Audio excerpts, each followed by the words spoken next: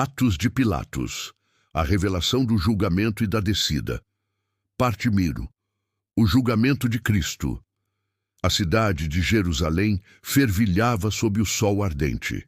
O povo, ansioso, se amontoava diante do palácio de Pôncio Pilatos, o governador romano, esperando o veredicto sobre o homem chamado Jesus de Nazaré. Os sacerdotes do templo, cheios de indignação, empurravam sua multidão em direção à porta do pretório, clamando: "Crucifica-o! Crucifica-o!" Pilatos, sentado em sua cadeira de pedra, observava o tumulto. Seus olhos, cansados e profundos, percorreram o rosto do homem diante dele. Havia algo de diferente nesse nazareno: calma, autoridade e uma serenidade que desafiava a própria morte. Cláudia Prócula, sua esposa, aproximou-se discretamente e sussurrou a voz tremendo: "Meu marido, não faças nada contra esse homem justo. Em sonho ele me apareceu e disse: não o condenes. Ele é inocente." Pilatos apertou os lábios, o coração pesado. Ele sabia que qualquer decisão traria consequências. A ira de Roma se sobrepunha à justiça e a pressão do sinédrio era esmagadora. Chamou Jesus para perto. "És tu o rei dos judeus?" perguntou, tentando medir o homem diante de si. Jesus respondeu com serenidade que ecoava nas paredes do tribunal: "Meu reino não é deste mundo. Se fosse, meus servos lutariam para que eu não fosse entregue. Mas meu reino não é daqui." Os líderes religiosos se contorciam de indignação. "Ele se proclama rei, ele blasfema contra Deus e César", gritaram. Pilatos, inquieto, tentou a conciliação. "Não encontro culpa nele, levai-o e julgai conforme vossas leis." Mas o povo, inflamado pelos sacerdotes, não cedeu. O coração de Pilatos se apertava. Lavou as mãos diante de todos, proclamando: "Eu sou inocente do sangue deste justo." Ainda assim, a condenação foi decretada, e Jesus foi entregue para ser crucificado. José de Arimateia aproximou-se do governador e disse: "Senhor, concede-nos o corpo do mestre, para que possamos honrá-lo." Pilatos assentiu, e o homem que fora injustamente julgado foi levado ao Gólgota, carregando a cruz sobre os ombros. A multidão seguia em silêncio respeitoso, e o céu, pesado, parecia chorar a injustiça do mundo. Quando a lança perfurou o lado de Cristo, uma escuridão cobriu a terra. O véu do templo se rasgou de alto a baixo. A terra tremeu e muitos, assustados, exclamaram: "Verdadeiramente, este era o Filho de Deus." Parte 2. A descida ao inferno. Mal tinha cessado o último suspiro de Jesus e uma sombra densa se espalhou pelos confins da terra. No abismo profundo, onde os justos esperavam desde os tempos de Adão, um murmúrio percorreu o espaço sombrio.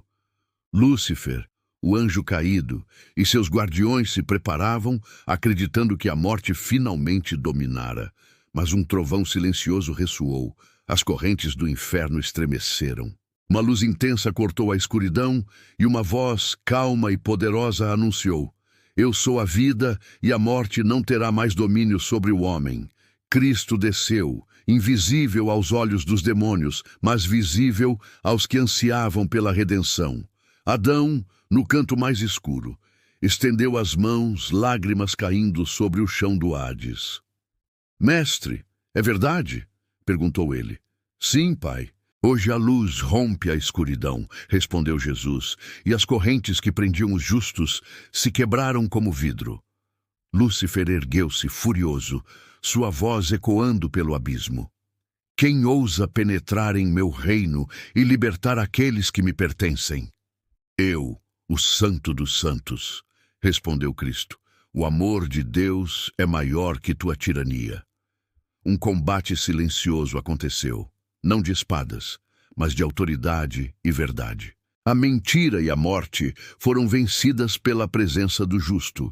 Um a um, os patriarcas, os profetas e os justos, desde os primórdios da humanidade, foram liberados. Abraão sorriu, Davi cantou novamente, Isaías proclamou a esperança que antes estava contida. Cristo, então, ergueu os mortos libertos, conduzindo-os para o paraíso, onde a luz eterna os aguardava. O Hades, outrora prisão implacável, estava vazio, exceto pelos demônios que se retiraram, derrotados, testemunhando que nenhum poder humano ou espiritual poderia resistir à verdade e à justiça divina. Quando a primeira luz da manhã tocou Jerusalém, os discípulos, ainda abalados pela crucificação, sentiram uma presença silenciosa, mas poderosa. Jesus havia vencido a morte e nada mais seria como antes. Epílogo: a testemunha silenciosa. Pilatos, abalado por tudo que testemunhara, retornou ao palácio, o coração dividido entre dever e consciência. Cláudia Prócula, silenciosa, apenas o observava, sabendo que algo maior se desenrolara, algo que transcendia a política, a lei e o medo. Nicodemos, José de Arimateia e outros discípulos começaram a registrar o que viram e ouviram, para que o mundo não esquecesse. Um homem justo foi condenado injustamente. A morte não triunfou. A luz sempre alcança até os lugares mais sombrios. E assim, os atos de Pilatos permaneceram, não apenas como relato de um julgamento, mas como testemunho da vitória do amor sobre a escuridão, da justiça sobre a opressão e da vida sobre a morte.